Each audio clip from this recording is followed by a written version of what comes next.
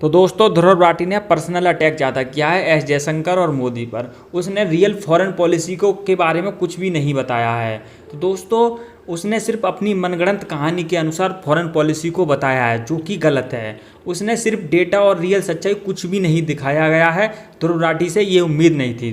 तो दोस्तों हम आपको दिखाएंगे रियल फॉरेन पॉलिसी कैसी है, भारत की फॉरेन पॉलिसी। वीडियो जरूर देखें। नमस्कार दोस्तों, स्वागत है आपका एक और हमारी लेटेस्ट वीडियो में। दोस्तों जैसे ध्रुव राठी जी ने बताया इंडियन फॉरेन पॉलिसी डिजास्टर है, लेकिन वो कितना झूठ बोल रही हैं आज हम उसका एनालिसिस करेंगे। कैसे भारत 2014 तक डिफेंस का सबसे बड़ा इंपोर्टर था और कैसे एक्सपोर्टर बना। भारत के 2014 के बाद विदेशों में शिप पोर्ट परियोजनाएं चल रही हैं। कैसे भारत पूरी दुनिया का मैन्युफैक्चरिंग हब बनता जा रहा है। और दोस्तों भारत कैसे सेमीकंडक्टर का किंग बन गया है। और दोस्तों 2014 के बाद FDI फॉरेन डायरेक्ट इन्वेस्टमेंट आया, उसका कंपैरिजन करेंगे। आज हम दोस्तों रियल डेटा सच्चाई पर बात करेंगे जो ध्रुव राठी जी को नहीं दिखती। कुछ लोगों को भारत की नेगेटिव साइड ही दिखती है। दोस्तों आज हम फुल डिटेल एनालिसिस करेंगे। तो दोस्तों इंडियन फॉरेन पॉलिसी की सबसे बड़ी अचीवमेंट ये है, जब चीन पूरी दुनिया में बंदरगाह बना रहा है तो भारत भी चुप नहीं बैठा। भारत अब हिंद महासागर से लेकर मिडिल ईस्ट और अफ्रीका तक अपनी सागर नीति के तहत रक्षा, व्यापार और रणनीति तीनों मोर्चों पर बंदरगाहों के जरिए अपनी उपस्थिति दर्ज करा रहा है। दोस्तों इंडियन फॉरेन पॉलिसी की सबसे बड़ी अचीवमेंट ये है। तो दोस्तों सागर यानी security and growth for all region, यह नीति भारत की विदेश नीति की समुद्री विस्तार है, जिसका मकसद है पड़ोसी देशों के साथ सहयोग, रणनीतिक ठिकानों का निर्माण, चीन की BRI belt and road initiative को संतुलित करना।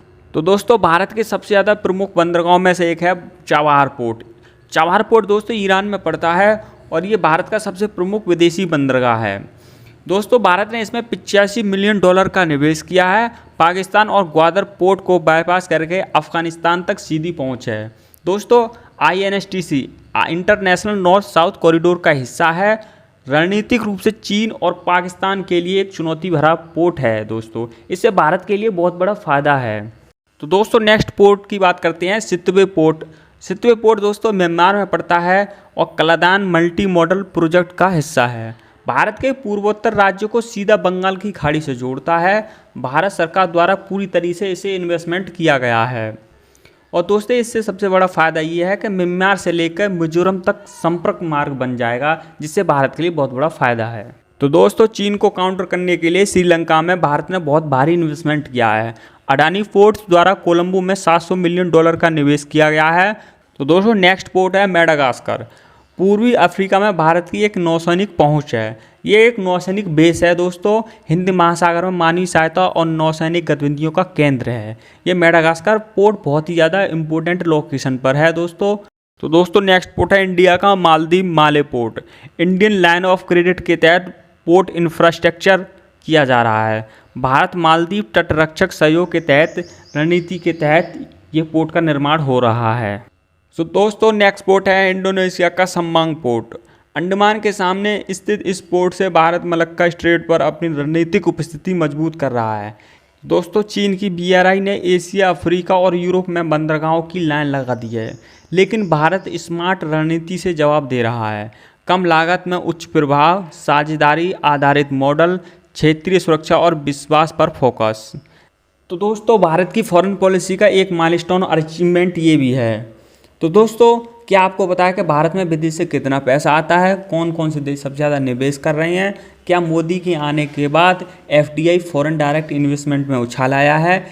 तो दोस्तों आज एक हम दमदार तुलना करेंगे 2014 से पहले और 2014 के बाद FDI की आंकड़ों की। एक सच्चाई दिखाएंगे आपके लिए।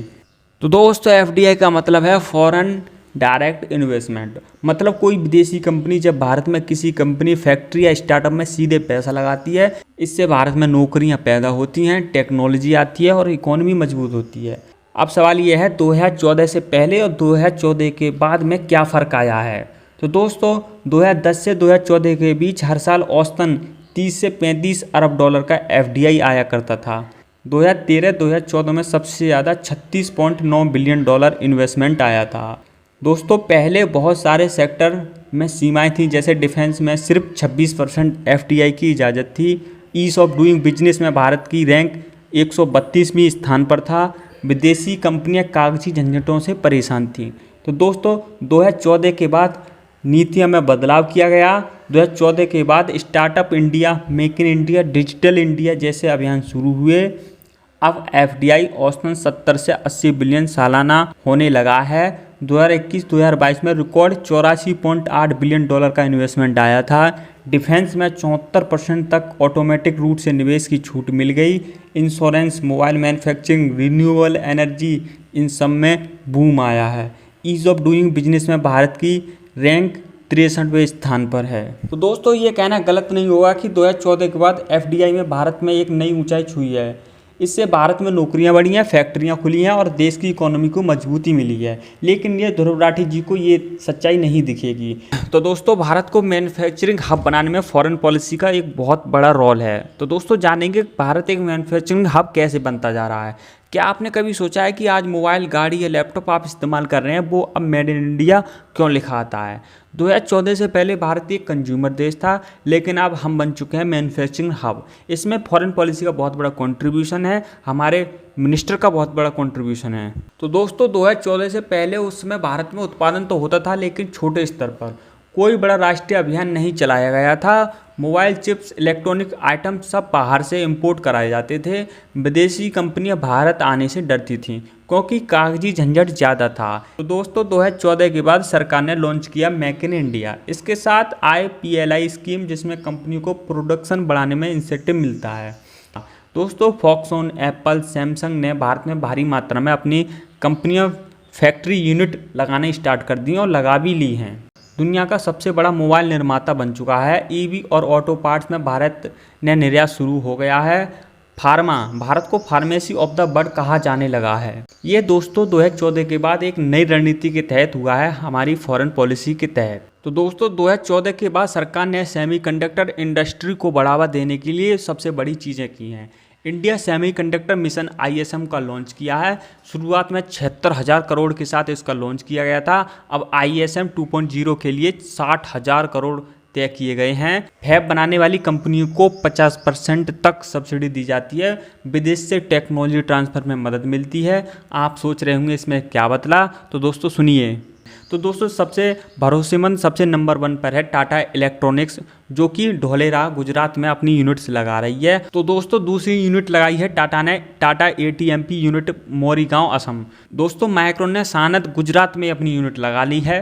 SCL और फॉक्सकॉन, दोस्तों SCL और फॉक्सकॉन ने जेबर UP में सबसे बड़ी यूनिट लगा दी है। दोस्तों नेक्स्ट यूनिट लग रही है अडानी टावर सेमीकंडक्टर लगा रही है, जो कि मुंबई में स्थित है। तो दोस्तों आज भारत में 3 फैब प्लांट्स और 5 ATMP OSAT यूनिट बन रही हैं।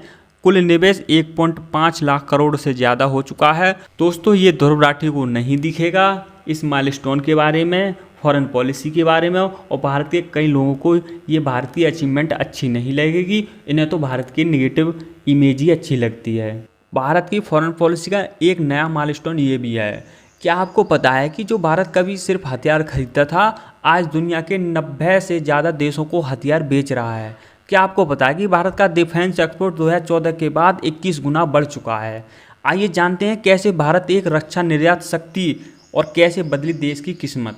तो दोस्तों 2014 से पहले भारत का डिफेंस एक्सपोर्ट क्या था? तो 2014 से पहले सिर्फ 686 करोड़ रुपये साल 2013-14 में निर्यात किया गया था, और 10 सालों में कुल मिलाकर भारत ने सिर्फ निर्यात किया 4300 करोड़ का निर्यात किया था। तो दोस्तों 2014 में सरकार बदली और रक्षा रणनीति भी। PM मोदी ने लॉन्च किया make in India defence system. तो दोस्तों आत्मनिर्भर भारत के तहत निजी कंपनियों को शामिल किया गया। तो दोस्तों आज भारत 92 देशों को डिफेंस उत्पाद बेचता है, जिसमें आर्मेनिया, फिलीपींस, फ्रांस, US सबसे बड़े ग्राहक हैं।